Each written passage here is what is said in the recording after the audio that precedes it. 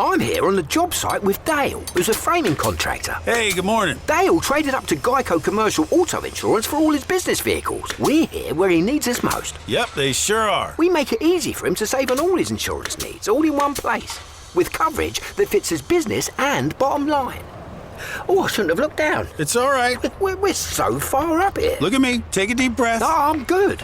So good. Get a commercial auto insurance quote today at geico.com and see how much you could save. Get more with Geico.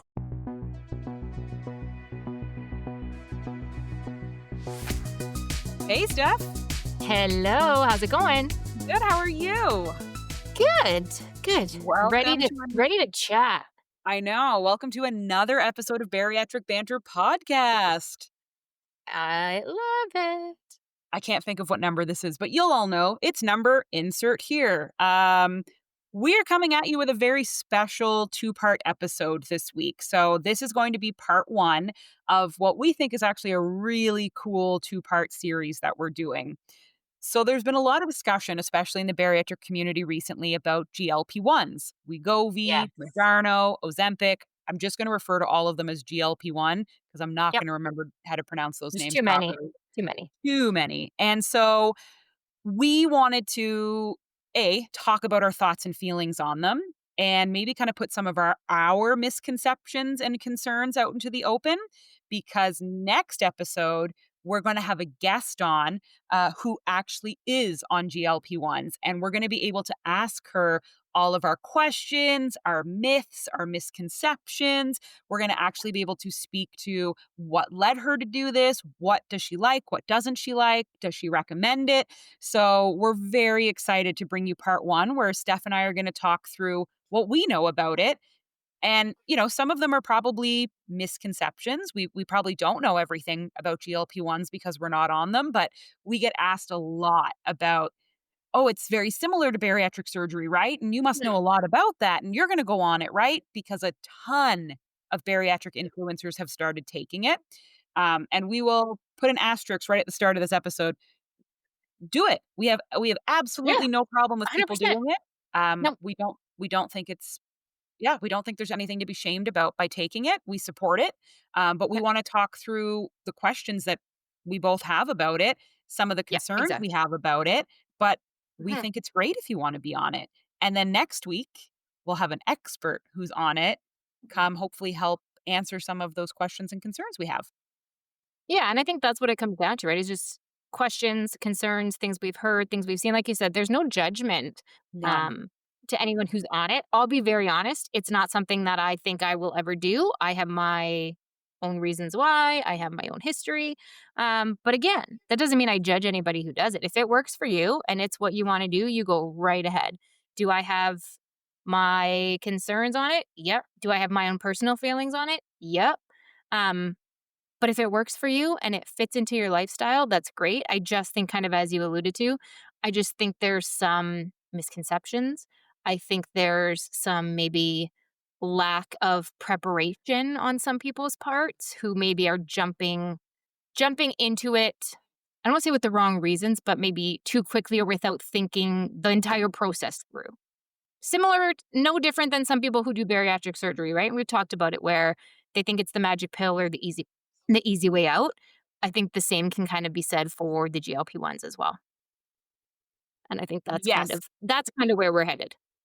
Yeah. And I think I'm open to taking them. I don't think I could actually inject myself every day, but I think you'd get over it pretty quick. But I've had a lot of people, both personal and professional, ask my thoughts and opinions on taking GLP-1. Yes. You've heard me say a few times, I've seen a rise of bariatric influencers on GLP-1, which we don't care. Gosh. My large concern is I do believe you owe the public a disclosure that you're on it, especially if you're an influencer who promotes yourself as a bariatric influencer. It's not okay to hide that you're on a GLP-1 because now you're making people believe that this is what eating looks like after bariatric surgery, and it's not. So if you or that are your success on is it coming solely from surgery, which and you're setting unrealistic examples. So that's where I have a bit of an issue. If you're going to be on it and you're an influencer, not just an average everyday person, then I do think you owe the public disclosure that you're on it, because you're kind of falsely misrepresenting bariatric surgery. So Yeah. that's one little issue I have with GLP-1s. And then the other kind of issue I have, Mhm. and please call me out on this, listeners, because I don't want to be a hypocrite. I hate when people say bariatric surgery is the easy way out, and you all know why. The immense amount of work that we need to put into this. This is not easy. And I No. hate what I'm about to say, but I don't like people comparing GLP-1s to bariatric surgery in any way.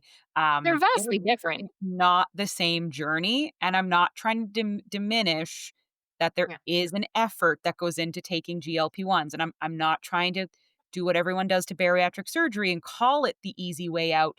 However, it is not bariatric surgery. We are not the same No. person. No. We have similarities, but in no way is this the same journey or experience, or I hate to say it, level of work that bariatric surgery is. So don't compare the two. And okay, here's how I'll describe it.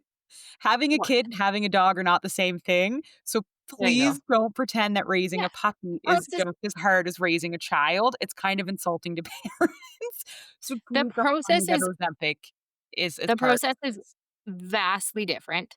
Um, there yeah, they're from day one, vastly different process, vastly different, requirements, vastly different processes to get, into bariatric surgery, to have the surgery versus Mm. getting a GLP-1. Now, again, that doesn't mean that there's not people who are taking GLP-1s that are working out, that are tracking their food, that are busting their butt. But what we're seeing is a rise of people who are I I don't wanna say not taking it seriously, but who are just, "Well, I'll just take a GLP-1 and that'll solve my problem." And that's what we're seeing a rise in, and that's what I think is concerning, is that there's no we talked about it for bariatric surgery. For us, we have the pre-op, um, program, and we have to work with a dietitian, and we have to work with a social worker, and we have to work with a nurse practitioner, and we have to go through all the mental side of everything and learning about proper eating and tracking your food and how to, like, there's so much that goes into that process.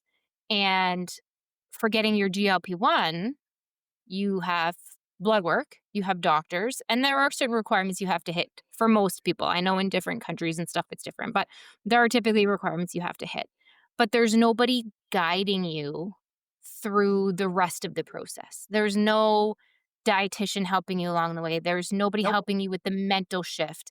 Um, and we're Oh just seeing a boy. rise of people who are taking the GLP-1 and then just not eating, not Not eating. tracking food, not eating. Not eating. And then, of course, you're losing weight. Of course, you're going to lose weight, but it's not Anybody would. sustainable, No. and it's not healthy. So, like Hannah said, there's no judgment around GLP-1s, people taking it. No, take The it. thing that kind of scares us, having gone through this year-long pre-op program, is the lack of education or the lack of resources that a lot of these people on GLP-1s are going into it, like, blind and just thinking, Oh. "Well, I'll just take the GLP-1 and I'll lose weight." But there's so much more to it that's So missing. much more to it. And you're kind of nailing where I get a little heated. So, again, I'm not trying to say easy way out because nothing ever is. There is work for anything you do. This is why I don't like it being compared to bariatric surgery because this is not in any way the same journey or the same beast. Um, I have very large concerns that people are able to just get on this medication with like virtual consults. So now I know technically there are people who've gone through their doctor, and I love it because, like, if you have a great family doctor that's going to support you on this journey, that's awesome. But there are people who circumnavigate that and just do online assessments. Like back in the day before weed was legal and everybody got to do an online consultation to get a license to buy marijuana. And it was like kind of a doctor, but not really a doctor. You can do this in Canada. There's a few websites where you can just do a virtual consultation where they'll just ask you very basic questions about your health and then be like, you're approved. Here's your injection. Start at this.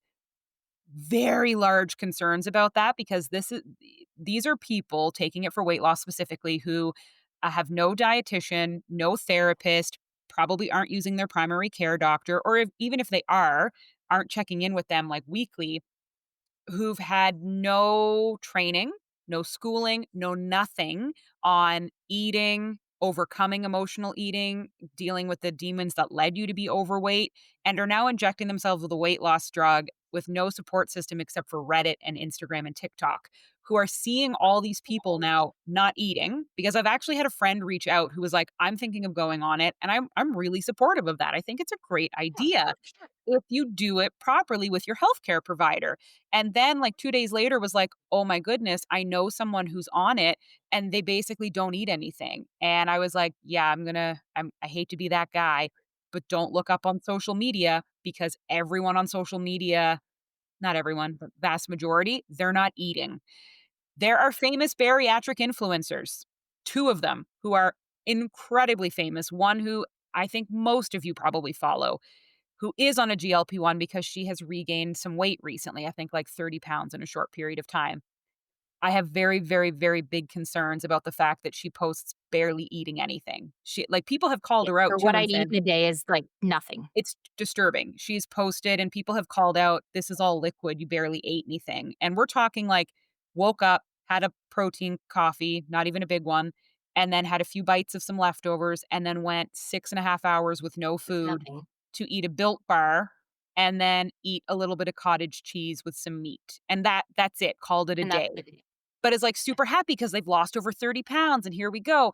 This is my big concern because in surgery, we learned you have to eat small meals a day and you have to learn how to eat. You have to have a good, healthy Yeah. relationship with food. You need food.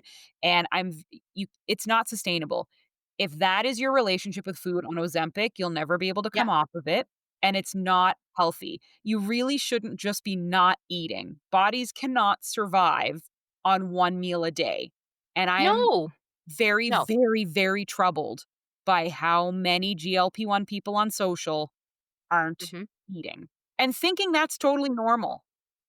I was talking to somebody who was on it and they were like, "Yeah, like I ate twice today." And I was like, "That's not enough." And it's this counterintuitive misconception of, if I wanna lose weight, I just don't eat. Well, no, that's not that's actually extremely bad for you. Not eating is the opposite of what you wanna do. You want to eat and fuel your body.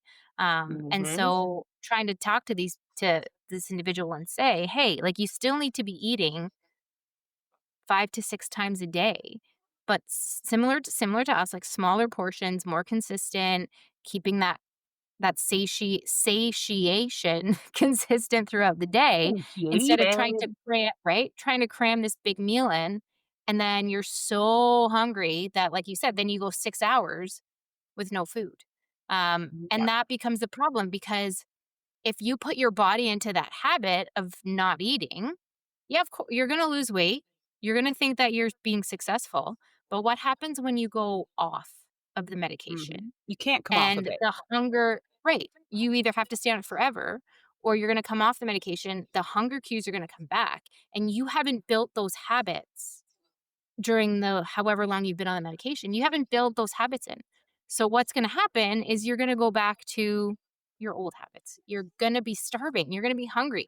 The hunger cues are gonna come back, the food noise is gonna come back, and you're just going to eat and eat. So, being on a GLP-1 is fine, but you still have to eat properly, eat enough, follow good I don't wanna say diet because I don't like the word diet, but follow a good diet, good food guidelines. Yeah. You can't just say, "I'm gonna take a GLP-1 because then I'm not gonna eat and I'm gonna lose 100 And that's pounds." great. Yeah, you are, Because but that's not healthy. do you know what's going to come from that? So we're not trying to scare people, but here's the thing. When you jump on a GLP-1 and you don't have all the info and you don't have someone to check in with every week and you don't have a therapist and a dietitian, you maybe aren't being told the full picture. Pancreatitis, while not an epidemic, is very high among people who take GLP-1s. There's a really incredible Reddit channel of healthcare providers. I think it's called like Nurses in Action or something like that, where it's doctors and nurses and they get to just share and talk about things. And somebody put up a post about, let's talk about GLP-1s. And overwhelmingly, the nurses were like, God, I wish people would tell them that pancreatitis is a huge problem. Or twisted bowels, like that becomes a really big, like compacted bowels becomes a big one because you're barely eating. Everything is becoming compacted and hard in there. And like, you don't really want a doctor to have to go up in your poop chute and pull it out, because I don't. But the pancreatitis, it's becoming a big, big, big problem with a lot of people jumping on GLP-1 and then not following proper protocol on it. And if you don't know, when your pancreas becomes infected and inflamed, they don't take it out, but I think they have to remove a portion of it or do something. That then leads to you being a diabetic. Yep. There is no way around that.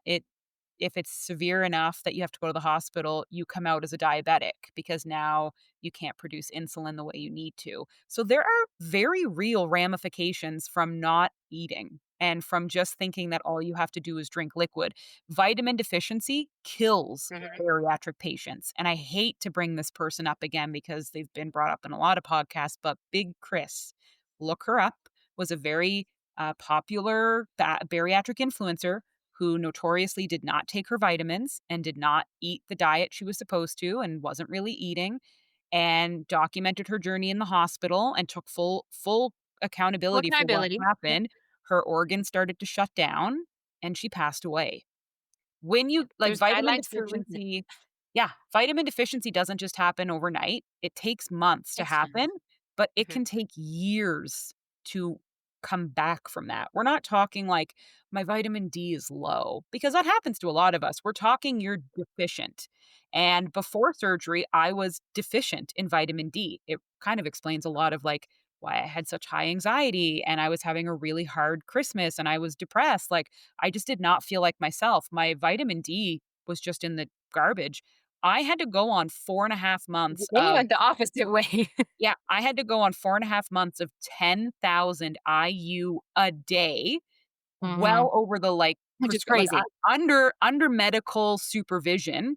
I was taking over 70,000 IU a week, and it took 4.5 months to get to low normal. Like didn't push me through the roof, got me to a level where I was allowed to have surgery. I'm now since then I'm great and I do supplement vitamin D and I'm back at a normal vitamin D level, but vitamin deficiency takes a really long time to hit Mhm. and then an even longer time to correct, and you can't Cause fuck with permanent vitamin deficiency. No, it can cause permanent damage, long-term side effects. That's Organ why we always damage. say Yeah, that's why we always say, guys, there's guidelines, like in our program especially, but there's guidelines for a reason. It's not there to be a pain. It's not there to make your life annoying. It's not there because we all want to take 8, 9 supplements a day. It's there for a reason. And so Ding, ding, I ding. think I wish there was more guidance for people who are on GLP-1s because we know there's people who are on it for the right reasons. We know there's people who are doing it the right way, who are watching their food, who are making healthier choices, who are Mm, exercising. They're using it like we're using surgery as a tool. a But we tool. also know a tool. We also It's know there's people who are seeing the rise in GLP-1s and thinking, well, shit, if all I have to do is inject myself once a week and I can and lose then not weight eat. and not Yeah, eat, perfect. easy. And that, Mhm. yeah, that's the concern, right? So how do we try I to think mitigate that? How do we they're how do looking we for they're looking for the easier way out, Yep. and I think you're right.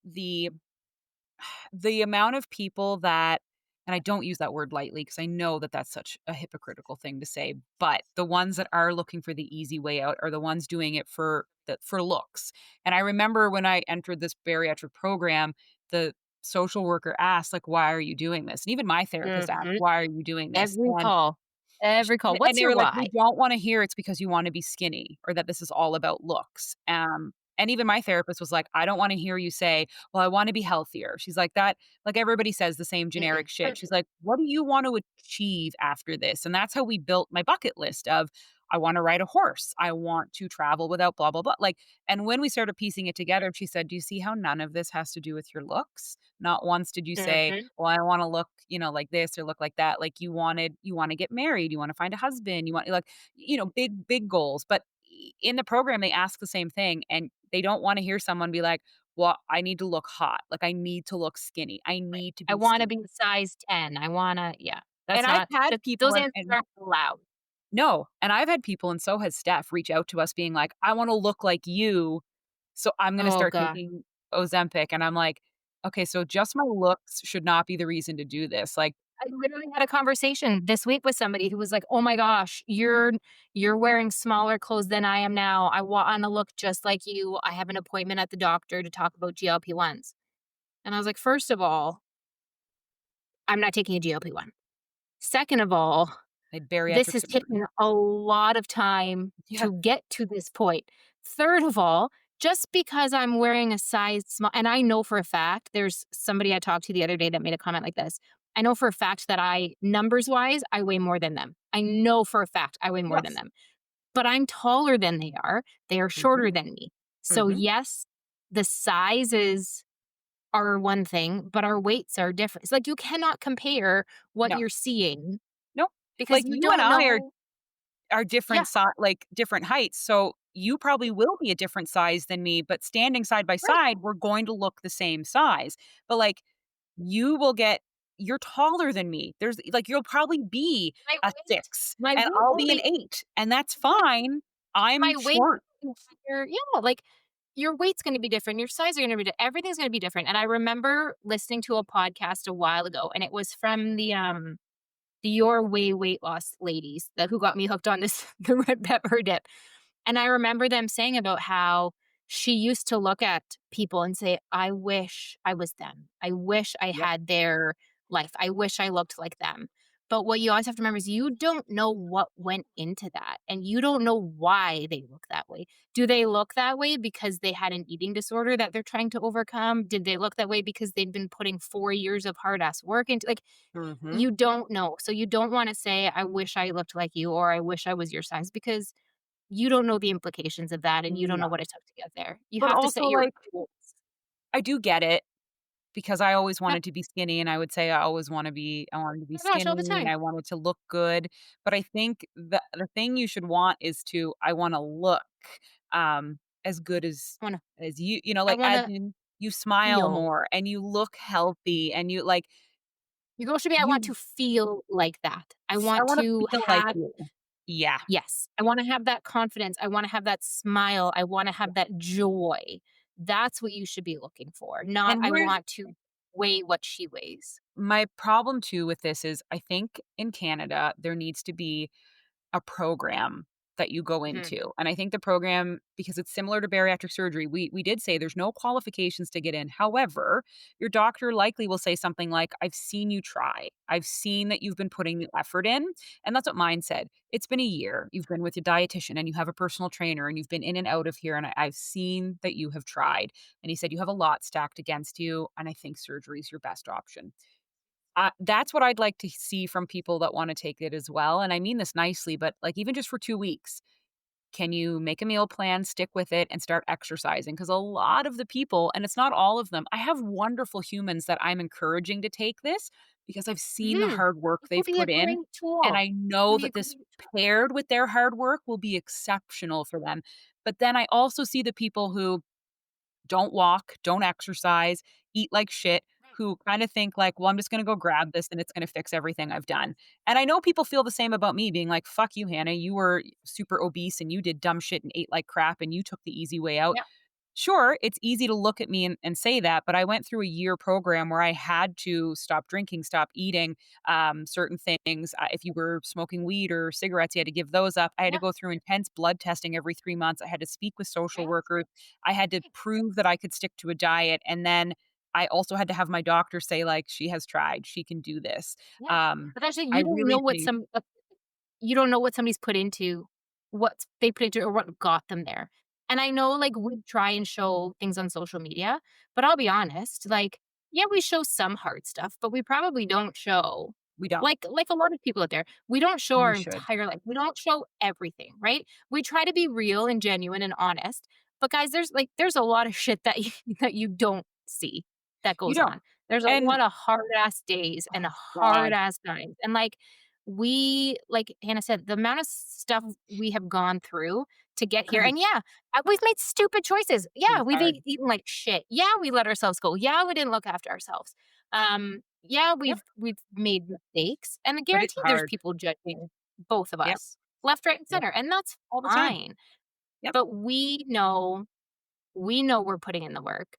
Yep. We know we're doing what needs to be done. And like there's days I messaged Hannah the other day and I was like, man, I was a bad bariatric patient today. Like I I have did those days. not eat enough. Yeah, like I did not eat enough. I did not Mm-mm. pack for being on the road. I was not Mm-mm. prepared. I didn't hit my hydration. Like it happens. But I think the key is what Hannah said is when used as a tool, same as surgery. And again, they're not the same thing, but they have that same underlying notion. Mentality.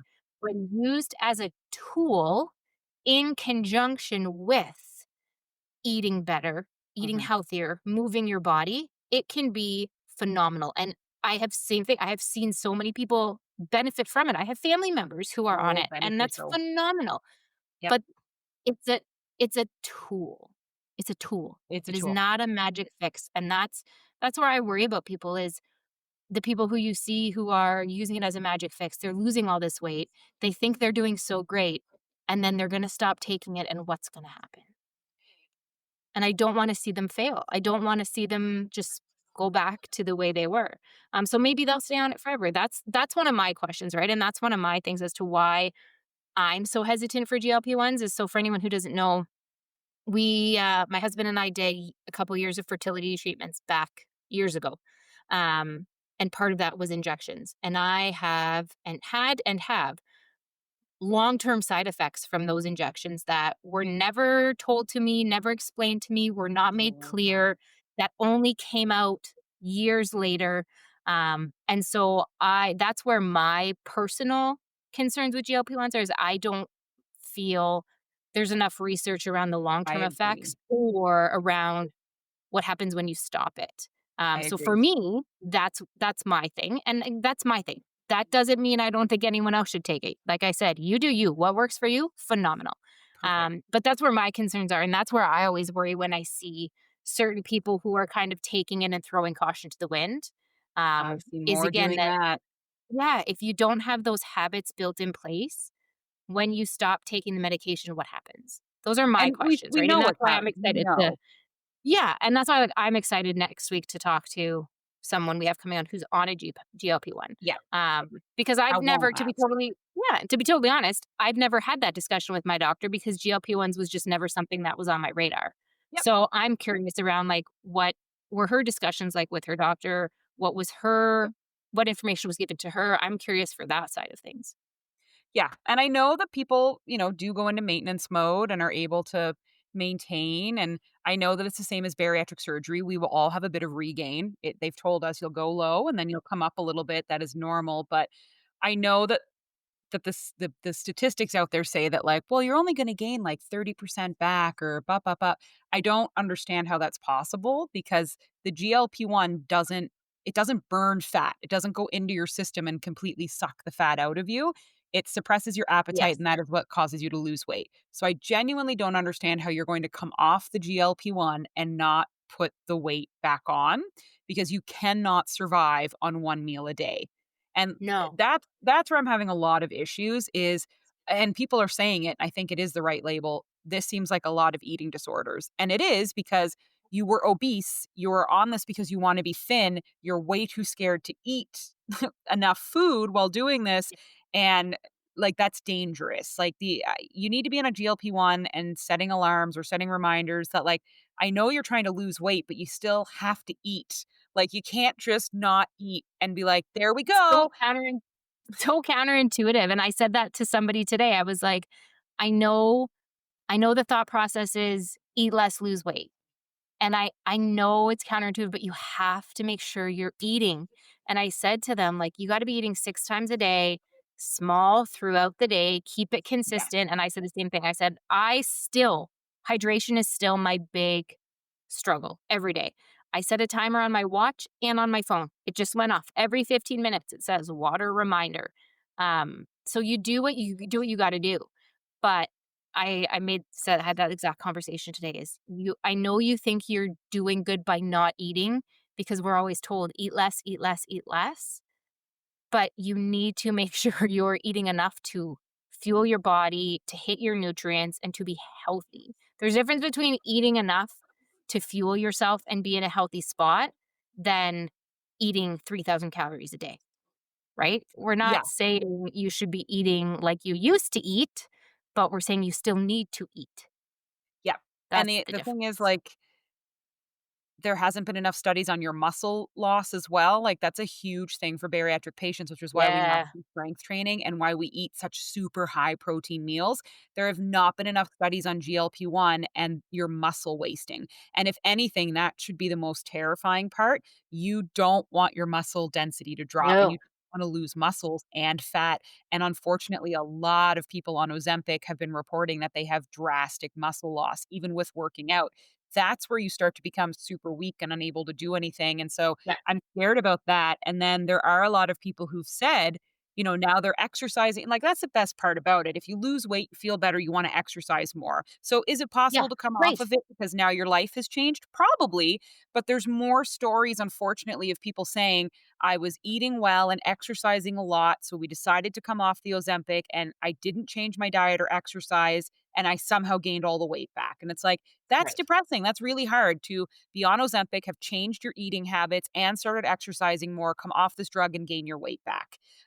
yeah, And like, that's what I want to ask this person is, from great, my understanding, this doesn't melt fat in your body. It quiets the conversation and the food noise and makes you not as right, hungry. So you eat less. So how yes, is it that if you're eating less and you swear that you stick with that diet and come off mhm, Ozempic, you gain all your weight back? right, How is that? And is it that people are lying and that their diet, in fact, did not stay the same or their mhm, exercise did not? And that's the thing, like Ozempic quiets the food noise. So maybe you think you're eating the same diet when you come off of it, but you actually are but you're snacking not. in between or you're having slightly The bigger grazing comes sizes. back.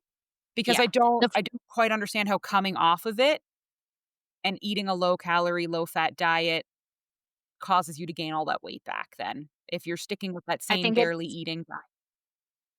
I think it's the food choices, and like I said, I think it's the falling back into the habits of grazing, of still thinking you're not eating that much, but you are.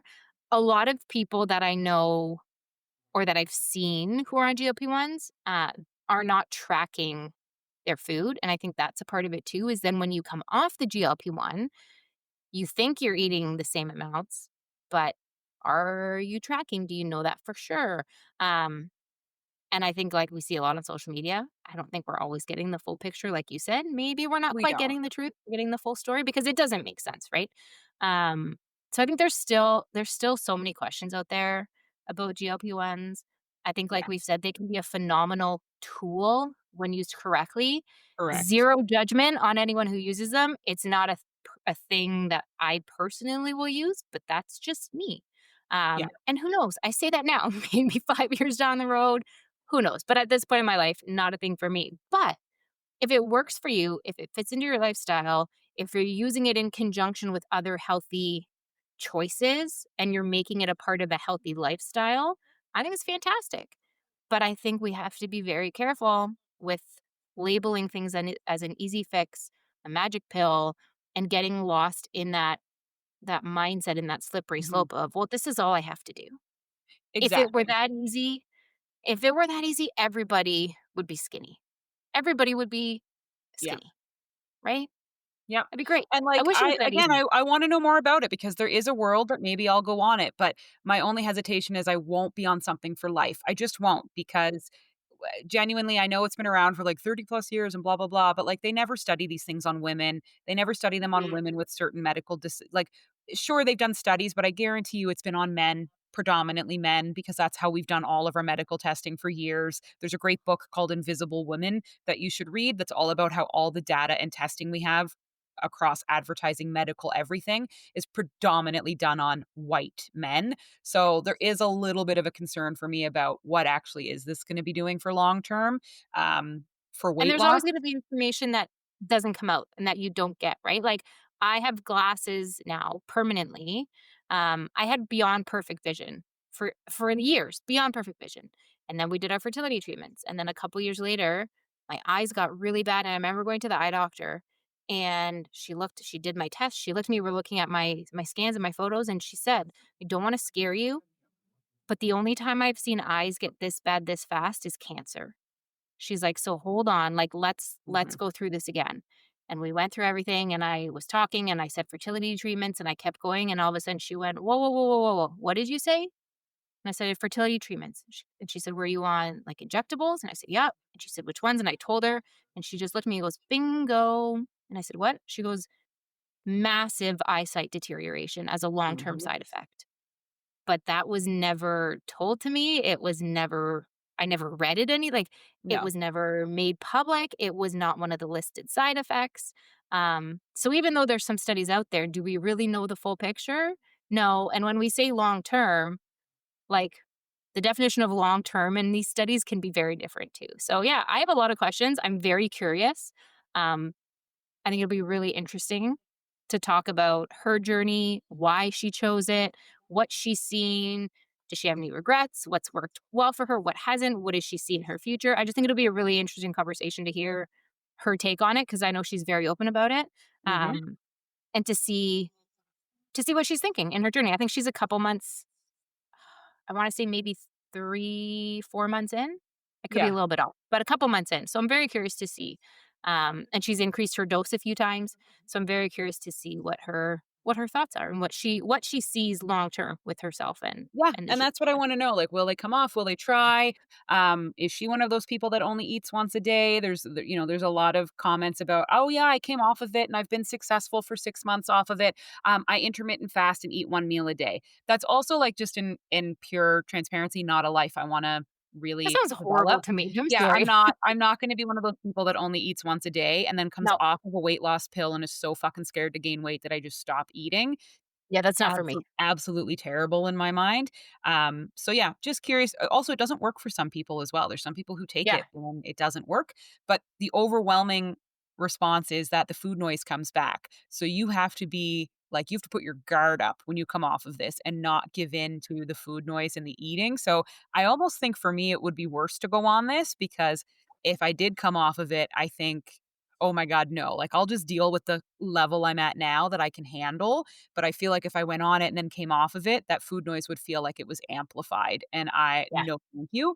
I also am very curious to see, like, yo-yo, people going on it, losing weight, coming Mhm. off of it, eating whatever they want, knowing that they Yep. can go back on it and just lose again, and then, like, I don't know how that's gonna be, and we know that's probably not good for our internal systems to yo-yo, but I Yep. think people see this as, well, I can do whatever I want and then hop back on it and drop the weight real quick and kinda come and go. So that's something that I'm Exactly. interested in knowing about is that common? What is that like? And Yeah. then, um, do they think it's sustainable to be eating so little? Because that genuinely is what worries me is that it's overwhelming at this point. It's not even like a few individuals, it's almost every single one of them we talk to or we see barely eating. And, okay.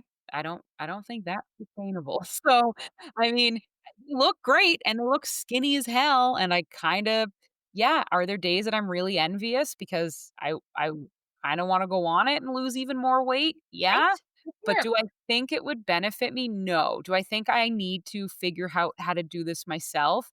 Yes. But with that being said, as I turn the corner on looking at menopause down the road, sure, if my hormones started getting way out of whack and I started rapidly gaining weight due to menopause, or if I was on medication causing me to gain a substantial amount of weight, I would absolutely be calling my fucking doctor and saying, okay, let's do this because I can't lose the weight on my own at this point. It's a huge struggle.